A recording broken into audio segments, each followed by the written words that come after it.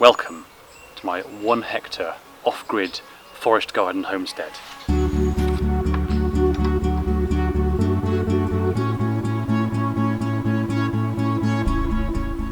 I'm Rob Handy and we are here on the northern slopes of the Mendip Hills in Somerset.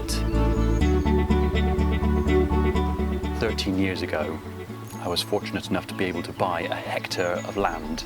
I've always been interested in self-sufficiency, and I thought the best way, best in terms of the least input for the maximum output, and what would be best to restore the land to a diverse habitat would be to create a forest garden. And for those of you who've been following me for a while, I would like to share with you some of the successes and failures over the last 13 years of having been here on the land. The first one that springs to mind is that I was very enthusiastic when I started and I wanted to do everything immediately. I got the forest gardening book by Martin Crawford and I thought, right, I'm going to plant all 500 of these species that I'd labelled in the book, and I put a lot of effort into planting all of them and trying to take care of them. I went too big, too quickly. It was too high maintenance. If I were to start a project like this again, I would almost certainly cultivate a very small area first, wait till that's successful and getting things established before then moving on to another section. The second failure or challenge that springs to mind is water. It's very difficult to live anywhere without water, let alone establish a homestead like this when both poultry, plants, especially new seedlings, and myself need water. And during the first couple of years, the only water source I had wasn't even on my land. It was a couple of fields away, and I spent 2 or 3 hours a day, during the summer mostly, carrying buckets of water, when a little bit of research and planning would have meant I could create my own rainwater harvesting system a lot sooner and worked out how to harvest the trickle of a spring that is on my land. Something else I would definitely do differently if starting again now is I would have one singular place to live with everything under one roof. But as it is, I started off with a yurt that I slept in, and then I thought this yurt isn't big enough for a kitchen, so I had a caravan next door. It's like having a house, but all the rooms are separate over the garden. For example, I have a shed that's my shower and toilet shed. I have a shepherd's hut that's my bedroom, a yurt that's my kitchen. But in the wintertime especially, it's quite difficult when I have to walk wee willy winky style in my dressing gown from the toaster yurt over to the freezing shepherd's hut to go to bed. If I were to start again, I would definitely have everything in one place, in one tiny house. Another failure, or perhaps something I would do differently, is along the lines of the original going too big too soon, and that is getting geese.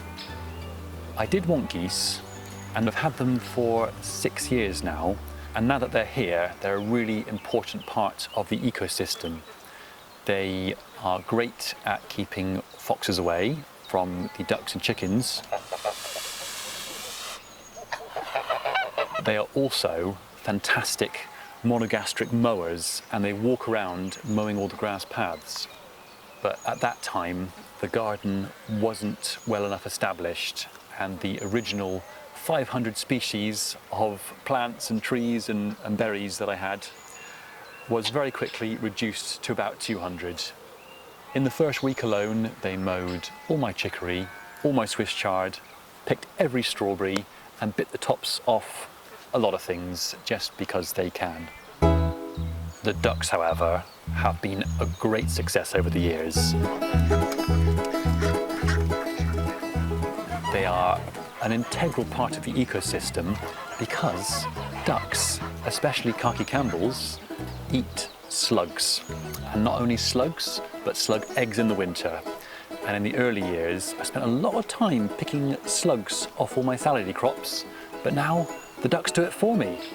It's said that no one has a slug problem, they have a duck deficiency. And you need about 6 ducks per acre to keep on top of the slugs.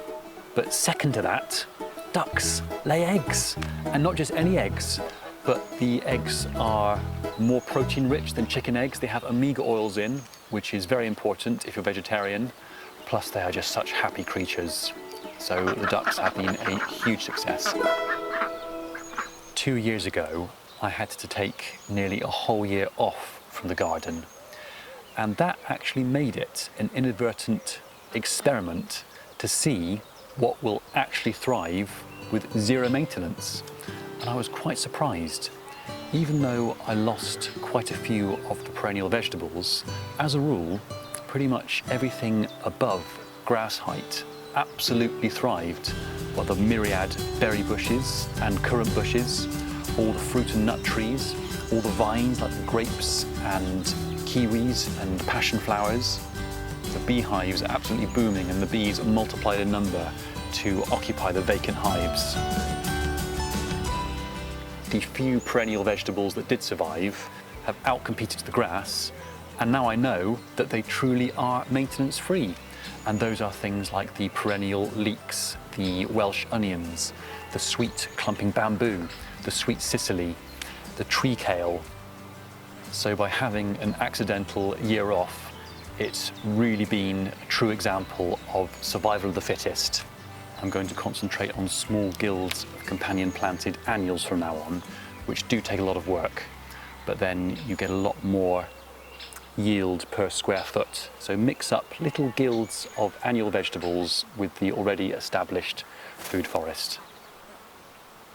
And the last success is a little bit general, but it's the whole thing. It's the fact that I've been here for 13 years now with a baby on my own off-grid forest garden homestead, living off the land.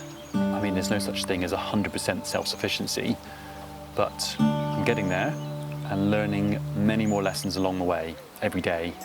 And the process is, I was going to say fun, it's not always fun, but it's satisfying and motivating, and I feel alive.